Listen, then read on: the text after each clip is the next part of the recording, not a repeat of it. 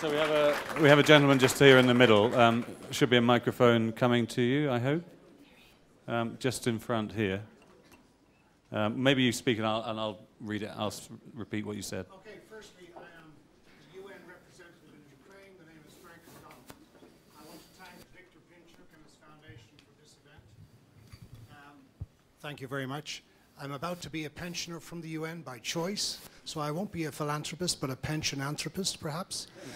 But what I did want to say was that we're living an era of unrelenting gloom at present.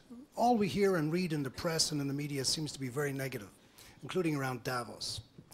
And clearly, there is much more in the world and much more to human potential. We've never had such an educated population as we do today. There has to be some good ideas out there, and I think this is, as you've put it already, part of the purpose of this forum.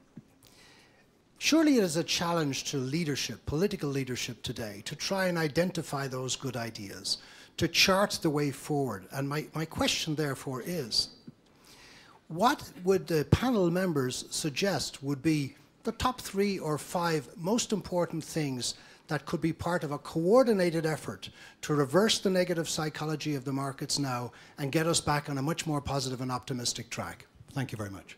Thank you. Richard, you can go first on that one. If you don't mind, I think since we're talking about philanthropy rather than the markets right now, I mean, if you know, one thing you say you're just retiring. There's a lot of bankers who've been retired, and sadly there will be a lot of other people who will retire early all over the world right now. We've found that when we take groups of people to Africa and they see situations firsthand, that they almost all of them want to get involved, and they get far more satisfaction from their time in Africa, maybe working with organizations there, than they've ever had in their whole lives of working in conventional work, you know, back at home. And so I think that, you know, one thing that could be done is trying to tap into the you know, millions of people who are going to find themselves out of work or who retired at a far too early age, and get them to, and get that time being spent usefully in places like Africa and other places in the world. And Bill, I mean, how do we break this psychology? Well, I'm not that big on breaking the psychology. I mean, there was a abundance of spending. There's going to be an adjustment that's going to take place.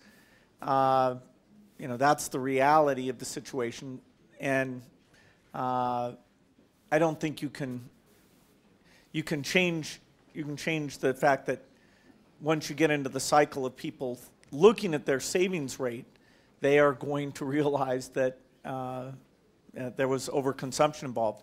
I do think, just to take up what Richard said, there's still a failure to take people's interest in learning and interest in getting involved and be able to connect with it as well as we should. You'd think with the internet that we'd have some way of doing it, and there's early beginnings of this, but the amount of skills that people have to volunteer, a desire to get involved, and even in some cases to actually go to places and do things, we're not yet organized in a way that we easily funnel it in. When people look at all the possible things they could get involved with, it's still kind of a mess.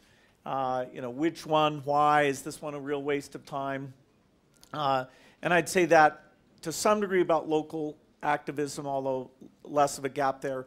It's a huge gap in terms of people who want to help out for the poor. So I think we should be more creative about that, whether it's the people who are out of work or who have part-time desire to help out.